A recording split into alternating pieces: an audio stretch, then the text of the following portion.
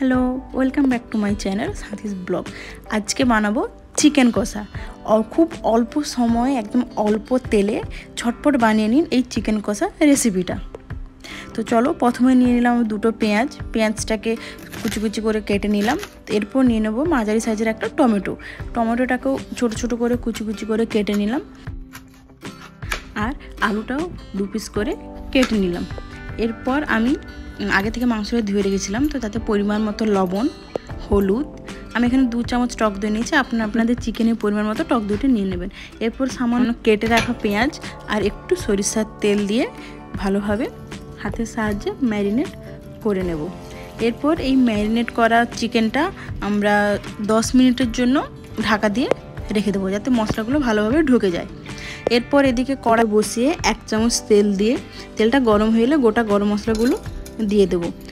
তারপর কেটে রাখা পেঁয়াজগুলো কড়াইতে দিয়ে দিলাম, দিয়ে একটুখানি লবণ দেব যাতে পেঁয়াজটা ভালোভাবে গলে যায়।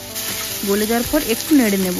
নেড়ে পেঁয়াজটা হালকা ব্রাউন হয়ে এলে আমরা আদা রসুন পেস্ট বাটাটা দিয়ে দেবো, দিয়ে একটু নাড়িয়ে নেব যাতে আদা রসুনের পেঁয়াজটা ভালোভাবে মেখে যায়। এখন আর অন্য কোনো মশলা আমরা অ্যাড করব না। এরপর যে ম্যারিনেট করা চিকেনটা ছিল সেটা কড়াইতে দিয়ে দেব, দিয়ে একটু নেড়ে নেব যাতে পেঁয়াজ আর চিকেনগুলো খুব ভালোভাবে মিশে যায়।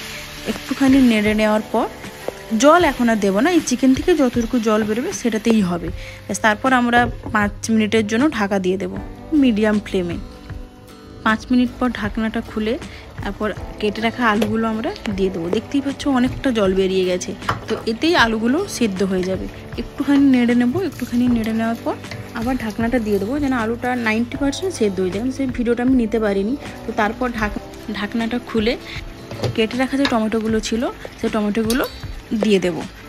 চিকেন আলুগুলো প্রায় সেদ্ধ হয়ে গেছে, জানি না তোমরা বুঝতে পারছো কি না। তো প্রায় সেদ্ধ হয়ে গেছে, তারপর একটু নেড়ে চেড়ে নিলাম। এরপর এক এক সব মশলাগুলো দিয়ে দেবো।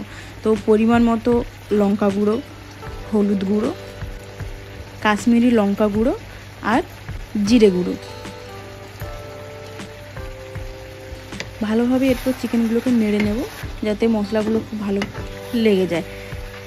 ও ধনে গুঁড়োটাই তো দিতে ভুলে গেছিলাম, তো সেই জন্য আমি আবার লাস্টে একটু অ্যাড করে দিলাম পরিমাণ মতো ধনে গুঁড়ো। এরপর একটু নেড়ে 2 মিনিটের জন্য ঢাকনা দিয়ে ঢাকনাটা তুলে নিলাম। আমি কিন্তু এখানে চিকেনে কোনো এক্সট্রা জল ইউজ করিনি, চিকেন থেকে যতটুকু জল বেরিয়েছে ততটুকুই ব্যাস। এরপর দেখতেই পাচ্ছ খুব সুন্দর একটা কালার চলে এসেছে। ব্যাস একটা পাত্রে ঢেলে পুদিনা পাতা ছড়িয়ে নিলে তৈরি ঘরোয়া পদ্ধতিতে অল্প তেলে খুব কম সময়ে চিকেন কষা।